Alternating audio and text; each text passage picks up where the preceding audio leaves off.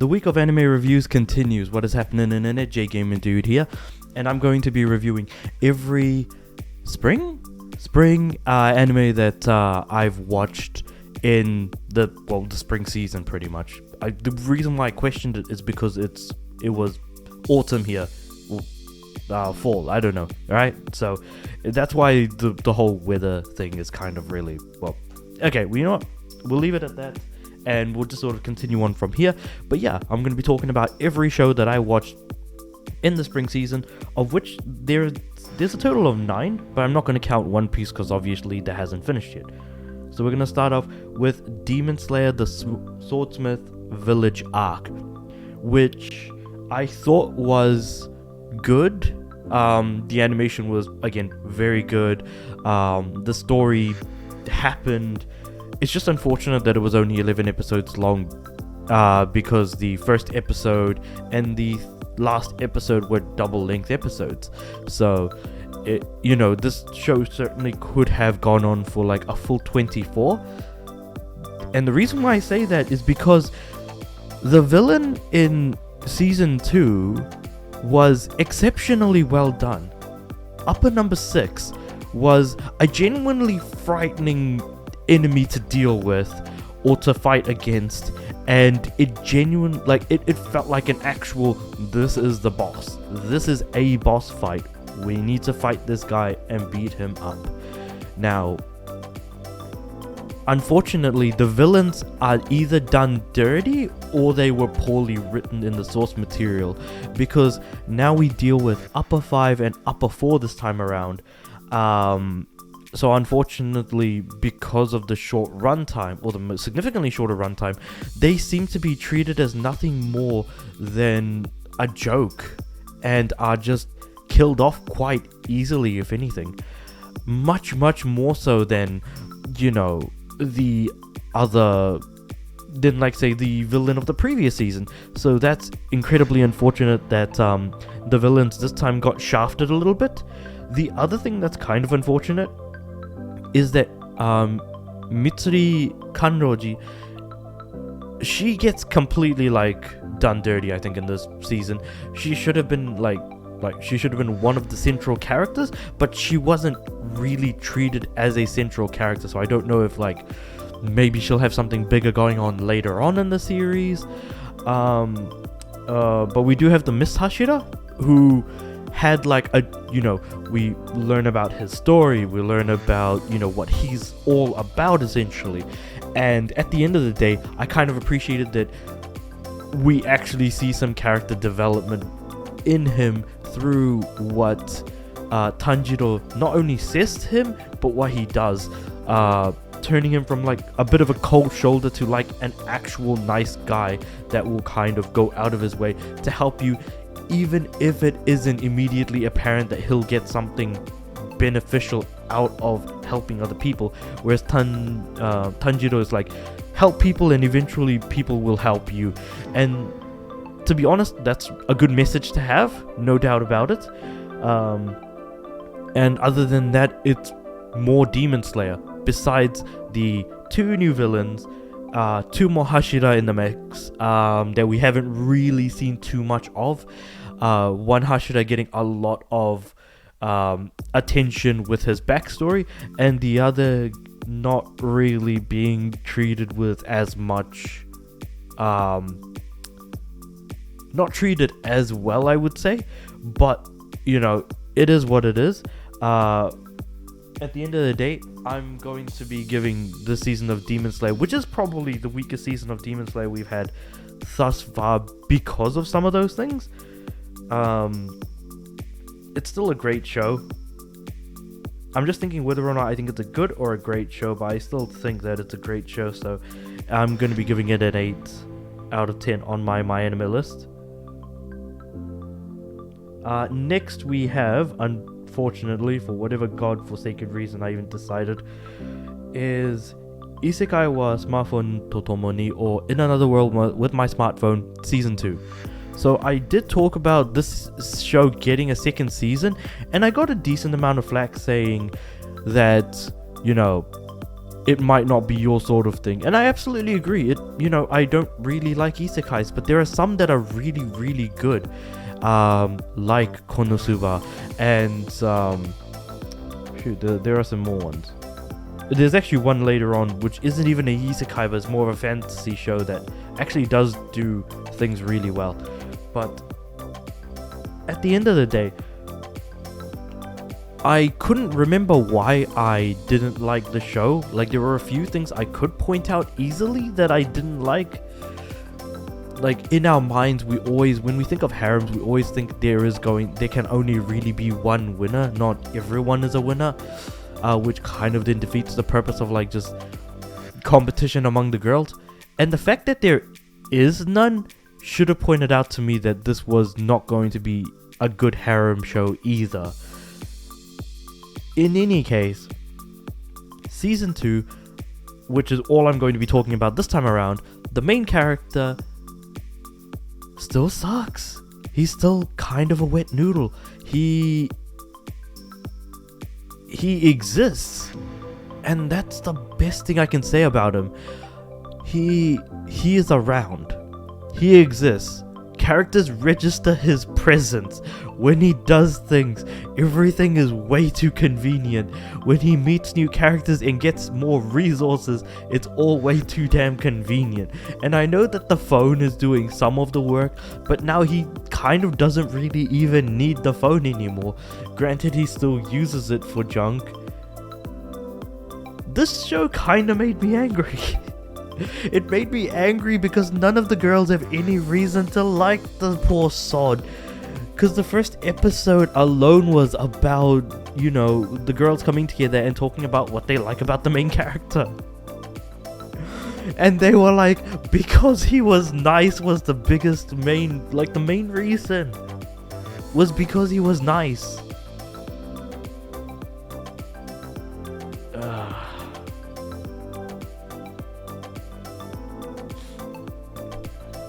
Everything is way too convenient. The characters, the girls aren't even I don't know, man. I woke up on the wrong side of the bed this morning, and it doesn't really help matters. But even so, this show is just absolute dog water. I absolutely dislike the show. Again, like I said, it's... Okay, if I were to summarize the things that I hate about it, just to kind of get my point across, the show is poorly written. I don't like the main character. The main character kind of sucks because he's always doing whatever he can for other people. That's all well and good. But he doesn't have any sort of end goal. It's not like he's actually reaching out to get to the end of somewhere. There doesn't feel like there is any sort of goal. And all the events put together feel like mundane tasks or mundane events after mundane events after mundane events. At the end of the day, I asked the question, is this the most interesting person, is this the most interesting time of this main character's life? And if not, why aren't you showing us that? Well, that's really about it. That's like the basic premise behind storytelling, is you're always telling the most interesting story that you can while keeping the interest going. There is none. The girls are also blindly committed to the main character, so that makes them absolutely unlikable, despite the fact that some of them look nice. Each of the episodes, this actually feels like more of an episodic format than an actual overarching, this is what the plot is for the whole thing. And granted, episodic can be done right. Cowboy Bebop is an excellent example of that. But comparing Cowboy Bebop to this show is like comparing caviar with fish paste, but they're both awful, so I don't know where I'm going with this. It's like comparing sushi that was made in Japan to sushi that was like the California roll is what it's comparing it to. Which California roll is the downside to the whole thing. Yeah. I'm gonna give this a 3 out of 10 as like I did with the first season. In some ways, this is actually worse than the first season. At least from what I could recall of the first season. And heck, it's like, the lack of memorability doesn't really make matters any better either. So, yeah. Moving on to something that I actually will absolutely enjoy talking about is Dr. Stone New World. Dr. Stone is... Season 1 was a great season of a shonen anime adaptation. It was something different. Instead of focusing on people fighting each other constantly, it's people fighting each other constantly, but with like scientific explanations on how the main character can't fight even if his life depended on it, and instead we go down the path of making use of science as a benefiting factor.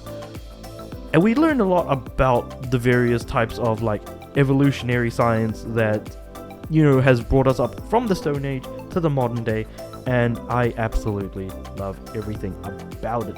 Season 2 was a tad bit weaker. Fair enough.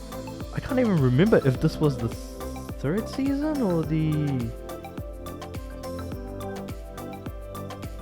I can't remember. Is this the third season or like the fourth season? I genuinely could not remember. But simply put, second season was a bit weaker.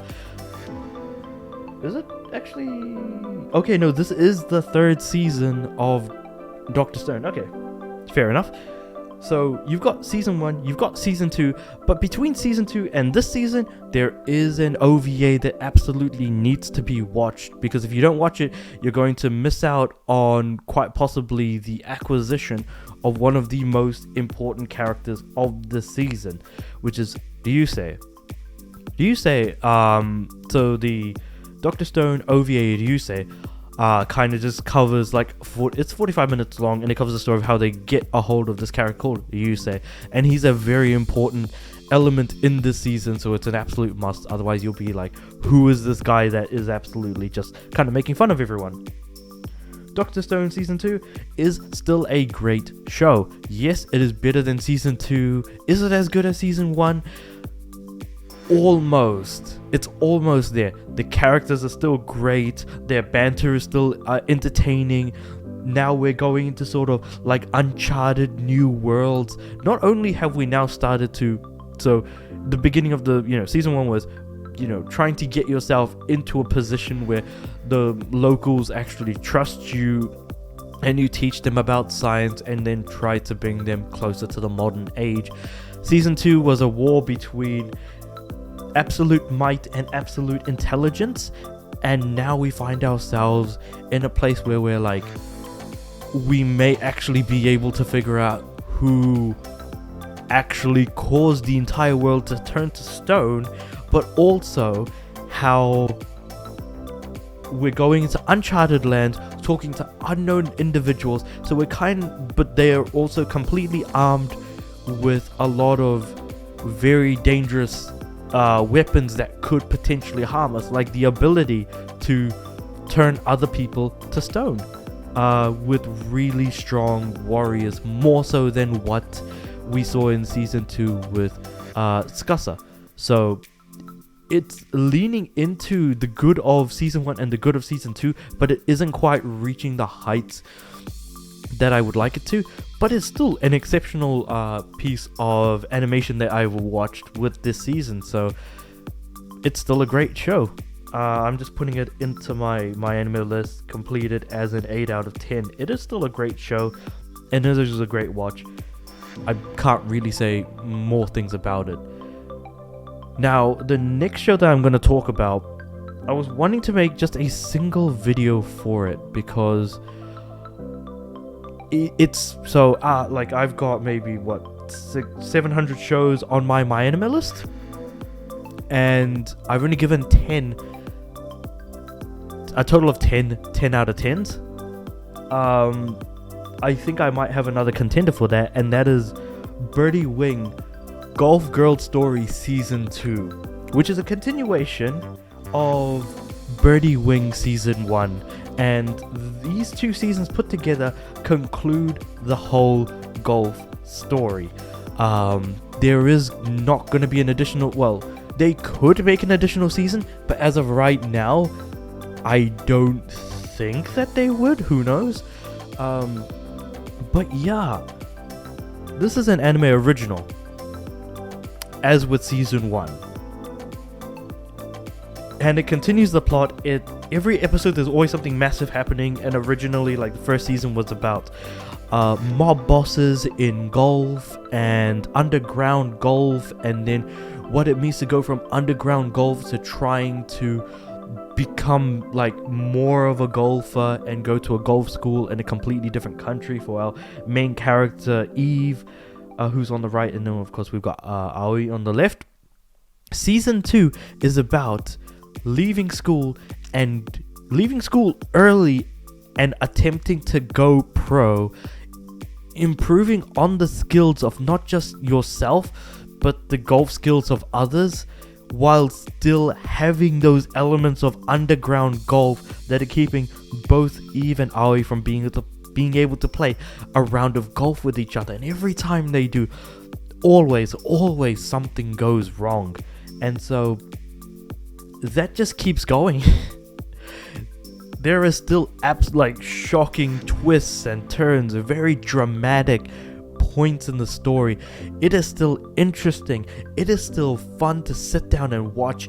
I am enamored by the writing, the presentation, the characters, even though some of them do get shafted a little bit. Even some of the main characters who we haven't seen at all but have known about that exist within the series, you know, like they come in. There's a lot to enjoy. It is a lot of fun. If I were to say if I had one piece of beef for this particular show, it would have to be that the rival character during the tournament that Eve is playing in order to go pro, that character is kind of just there to be like, here's who you're going to be up against, and this will be like your final hurdle before you go pro, to be able to, you know, take on this this rival that you've had from like ages ago. In this case it's Aoi. It just, oh my god, it's just very, very good. I don't want to talk about it anymore because I don't want to spoil anymore.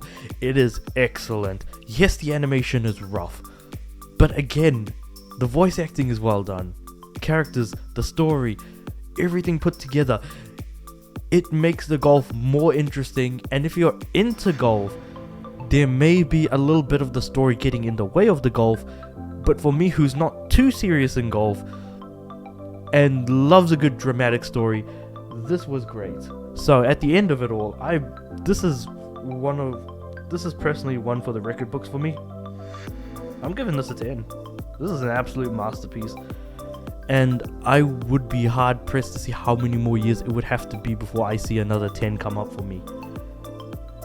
Moving on from that to the mundanities of day-to-day life, we have KonoSuba, An Explosion on This Wonderful World, which is a side story to Megumin's adventures from her humble origins to pretty much when she joins Kazuma's party at the beginning of the first season of KonoSuba, which I think was the second or third episode. I don't even remember when Megumin actually joined Kazuma's party, but pretty much it just ends at that point in the guild.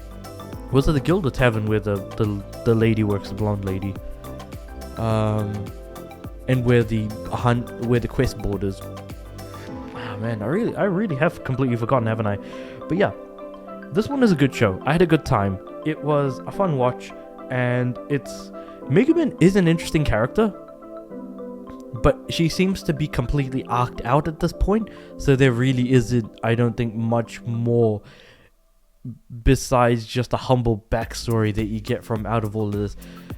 And it does show the ridiculousness and the ridiculous nature, not just the ridiculousness, but the ridiculous nature of the Crimson lot, and the Crimson Demons, really. And also just it's just a really, really fun backstory, I think.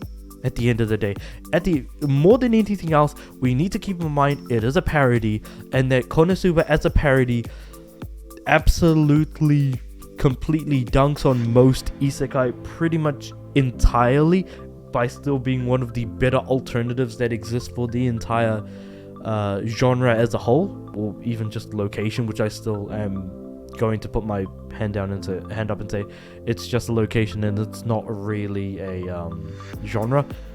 But because it's become so prevalent, that's kind of unfortunate in its own way. I had a good time. It was a good show. That's really all there is to say. It's Megumin's backstory. We see a lot of union in some of the other Crimson Demons that we might see sort of, later on down the line.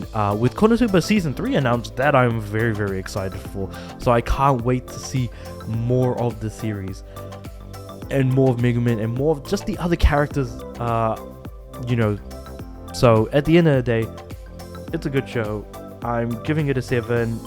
And I have lack of things to both complain and say good things about, and that's largely due to there not being much more to say, because again, it is more of a slice of life than it is the way in which the isekai elements are being presented, as in like being in a fantasy world. Yes, there are monsters, but there is the lack of the quest board, the lack of people asking for help. More like people begging for help, but then like normally with quests there are rewards attached. And there being no rewards attached, or just Megumin just being a terrible person for the most part and things like that. Yeah, not much more to say. It is what it is. Another show that I actually had a lot of fun with watching, and this one I might actually give a significantly more credit to than most other people would, Yusha ga Shinda, which originally seemed like it was going to be a really good parody show. And it absolutely was a parody show. It was a fun time to watch, and to be completely honest, it not only leaded into the parody, it owned the parody, and then the parody of itself became a great alternative to what isekai could be. Yes, there is a lot of fan service in this show, which could be a turn-off to a lot of people. But if you are not deterred by mild amounts of fan service every now and again, and you like a good parodical story, you are going to find a great time here. Because the main character accidentally kills the demon, the legendary hero because the legendary hero falls into one of his traps because they're under attack by demons, and he just kind of comes up unpronounced, and essentially falls into Toka's hole that he dug up, because Toka is just a farmer who likes making traps and things like that. Kills the hero, and then the demons are kind of like, well, let's just keep attacking everyone. Also, they're a fan of thighs, so at least these demons are cultured and they enjoy the look of thighs. But with all of that said, the main character now has to take up the mantle of hero, because only a necromancer pretty much brought the main took the soul of the main character, which is Toka, put it into the rotting corpse of the hero, and so now Toka has to kind of pretend to be this hero fella. And then he kind of actually becomes a legendary hero he becomes an actual hero in the end. He becomes an absolute bloody legend.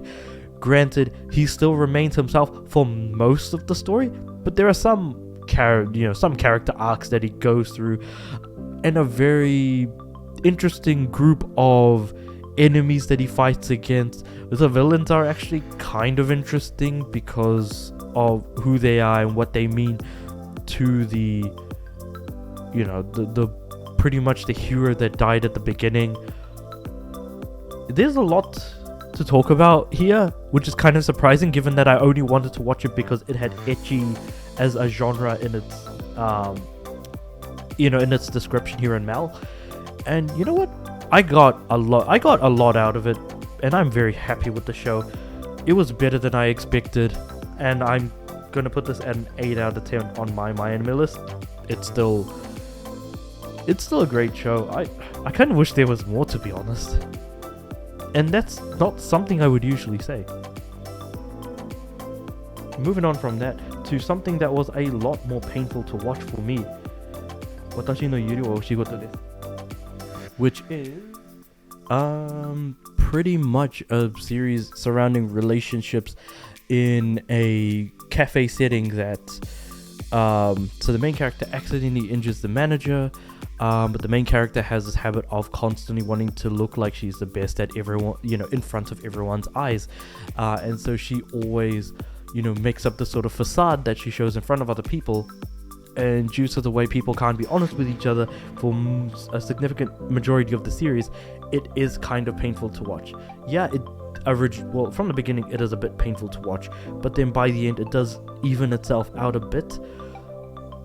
And as a whole, I was kind of I was watching this thinking, we don't get a lot of good Yuri much anymore, or if at all. So the fact that we got this, it still isn't particularly great as far as Yuri goes. It's just okay at best. It's still better than citrus and stuff like that.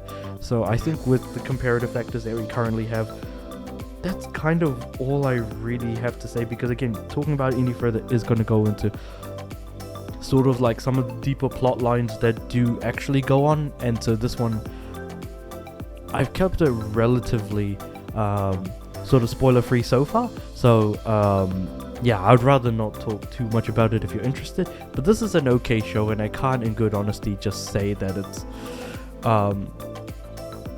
good when like the beginning was so painful to watch, that original story arc went a little bit too long. In fact, I think it was like 7 or 8 episodes of the, was it 12? Is this 12 or 13 episodes? Hold on, give me a sec. Should check this out. 12 episodes. So it's about 6 to 7 episodes of the 12 episode series. But yeah, that is another Yuri show that just happened to happen. Moving on from that though to the final show of the season, one that I was hotly anticipating for quite some time, and the first episode alone does not disappoint. The first episode is absolutely exceptional. A 90-minute episode that covers the entire first volume. And it is getting... A second season was announced, from what I recall. And so the reason why I didn't make this whole review video sooner is because I was actually waiting for the final episode of this to drop before I actually make it, because this was the only show I hadn't finished watching and there was only one episode left. But yeah, I think that this show was good because it leaned into a lot of different themes that you would expect to see in the idol industry, and it, like, I did say that it kind of parodies it, but then the parody of the idol and how idol fans can be, but also how how idols are treated by the masses as well, is reflected really, really well in the series.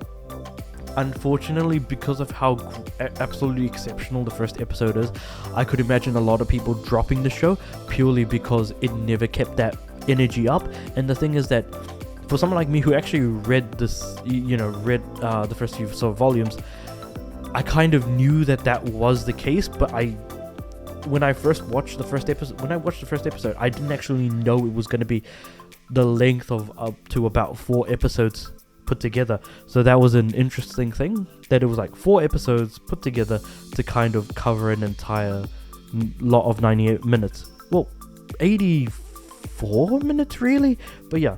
So at the end of the day, it was an exceptional first episode. It does go, like, it doesn't quite manage to keep that energy going for long,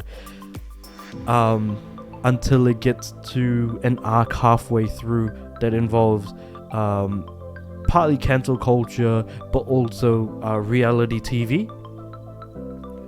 And so yeah, it was good. It's not quite what Yushaka Shinda was like, which was like a great show that I had a lot of fun with. I kind of didn't really have as much fun with this show as I would have liked. So I think at the end of the day, gonna give this a 7 because I think that even though the first episode was absolutely exceptional, it's just the fact that the upkeep just quite wasn't there.